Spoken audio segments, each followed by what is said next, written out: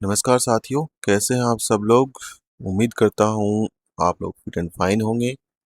हाल ही में IBPS PO की pre exam हुई है और अब मौका है और अब बारी है कि मेंस की एग्ज़ाम पे फोकस किया जाए। मेंस की एग्ज़ाम पे फोकस करने के लिए हमें जो मोस्ट इम्पोर्टेंट पार्ट और पोर्शन है वो है अपना करंट अफेयर्स और अवेयरनेस जो है बैंकिंग वो है। तो हमें फोकस करना सभी पोर्शन पे, प्रैक्टिस लगातार जारी रखनी है, चाहे क्वांटिटिव हो, चाहे रीजनिंग हो, चाहे इंग्लिश हो। और करंट अफेयर्स को हमें थोड़ा अच्छे से पढ़ना है क्योंकि सिलेक्शन पॉइंट यही रहेगा। तो चलते हैं आज की इस सेशन पे, करंट अफेयर्स का सेशन आज। तो चीनी तैराक जो है, चीनी युवा तैराक युजिदी, नाम भी देखिए कैसे जिद्दीपन से नाम जुड़े हुए हैं इनके। युजिदी, जिनका जन्म 16 अक्टूबर 2012 को हुआ, एशियाई खेलों में भाग लेंगी। उन्होंने विश्व एथलेटिक्स चैंपियनशिप में चीन की 4x200 metre freestyle relay के टीम के साथ कांस्य पदक जीता। ठीक है, 20वें एशियाई खेल 19 सितंबर से 4 अक्टूबर 2026 तक आईची और नागोया जापान में आयोजित होंगे। ठीक है, चीन से ये संबंधित है, जो इनका देश है वो चीन है। जो यूजिदी है सबसे 13 वर्षीय चीनी तैराक जो है। नेक्स्ट हम देखें सरला पुरस्कार। ओडिया कवि एवं निबंधकार एवं CSIR IMMT के पूर्व वैज्ञानिक आशुतोष परिदा को उनकी कविता संग्रह विश्वास दे पृथ्वी, इनकी जो पोइम है विश्वास दे पृथ्वी के लिए सरला पुरस्कार 2026 से सम्मानित किया गया। ठीक है, तो किसको? आशुतोष परिदा को। यह वार्षिक साहित्यिक पुरस्कार Indian metals public charitable trust द्वारा प्रदान किया जाता है। इसमें 7 लाख रुपए की नकद राशि शामिल है। ठीक है, और ये भुवनेश्वर में आयोजित किया जाएगा, उड़ीसा में। तो नाम ध्यान रखें, विश्वास दे पृथ्वी इनकी कविता संग्रह है और आशुतोष परिदा को सरला सम्मान पुरस्कार मिलेगा। नेक्स्ट, केंद्र सरकार ने इसरो के पूर्व अध्यक्ष एस सोमनाथ को RBI केंद्रीय बोर्ड में अंशकालिक जो नॉन एग्जीक्यूटिव गैर सरकारी निदेशक नियुक्त किया है। ठीक है, ध्यान रखें, एस सोमनाथ जी को RBI के गैर सरकारी निदेशक नियुक्त किया गया है सेंट्रल गवर्नमेंट के द्वारा। ये ध्यान रखें, सेंट्रल गवर्नमेंट के द्वारा, न कि RBI के द्वारा। सेंट्रल गवर्नमेंट के द्वारा इसरो के पूर्व अध्यक्ष एस सोमनाथ को।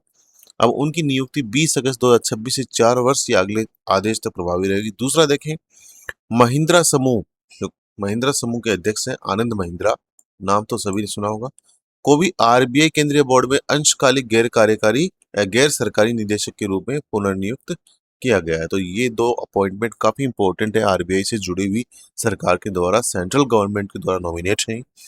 RBI अधिनियम 1934 के तहत गठित केंद्रीय निदेशक मंडल में गवर्नर, अधिकतम 4 डिप्टी गवर्नर तथा केंद्र सरकार द्वारा नियुक्त अन्य निदेशक शामिल होते हैं।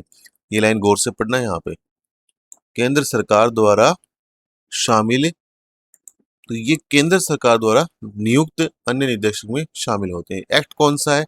RBI अधिनियम 1934 के तहत RBI एक्ट जो 1934 है उसके अंतर्गत ये नियुक्तियां होती हैं।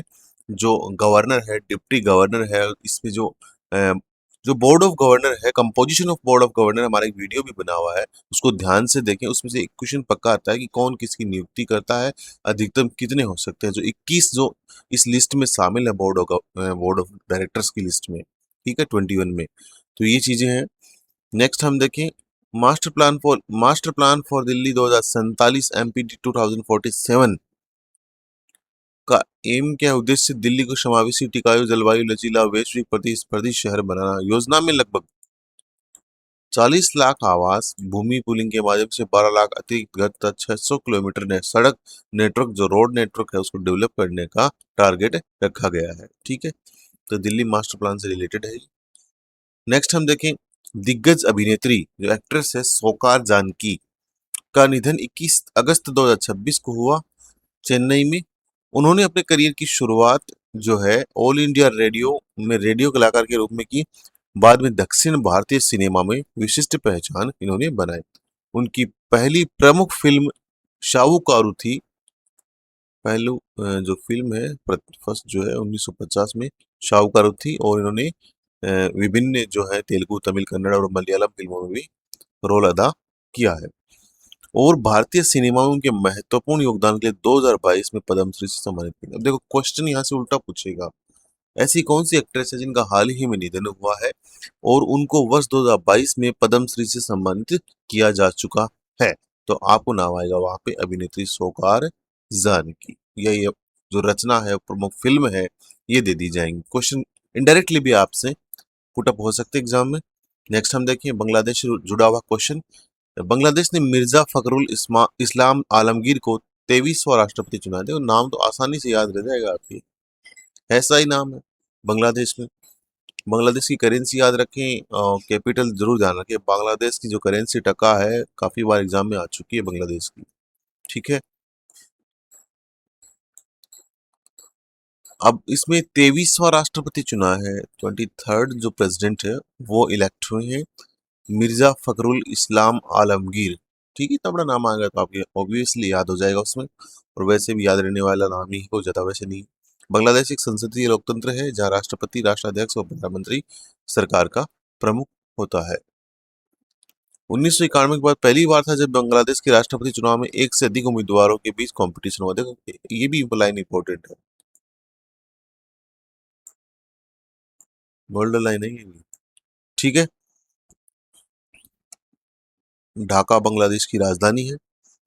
अब चीनी से जुड़ा हुआ क्वेश्चन है इंपोर्ट एक्सपोर्ट से। भारत सरकार ने 31 अक्टूबर 2026 तक 10 लाख मीट्रिक टन कच्ची चीनी के शुल्क मुक्त आयात, जिन पे शुल्क हटा दिया गया है, उसकी अनुमति दी है। ठीक है, और लास्ट हम देखें space day. National space day जो है भारत में प्रतिवर्ष 23 अगस्त को राष्ट्रीय अंतरिक्ष दिवस मनाया जाता है, जो चंद्रयान 3 की ऐतिहासिक सफलता की स्मृति में घोषित किया गया था। ये ध्यान में रखें, भारत में नेशनल जो स्पेस डे है वो आप माइंड में रखें। और ये थे आज के कुछ पॉइंट्स। देखो खास बात यहाँ पे है, चंद्रयान 3 के लैंडिंग स्थल को शिव शक्ति पॉइंट और चंद्रयान 2 के प्रभाव स्थल को तिरंगा पॉइंट नाम दिया गया था। ये दो चीज ध्यान रखें, 3 को शिव शक्ति और 2 के प्रभाव स्थल को तिरंगा पॉइंट नाम दिया गया था। ये क्वेश्चन एग्जाम में पूछा जा सकता है आपसे। तो आज के लिए बस इतना ही, विदा लेंगे आपसे, नेक्स्ट वीडियो में मिलेंगे आपसे। चैनल को सब्सक्राइब नहीं किया है तो अवश्य सब्सक्राइब करें।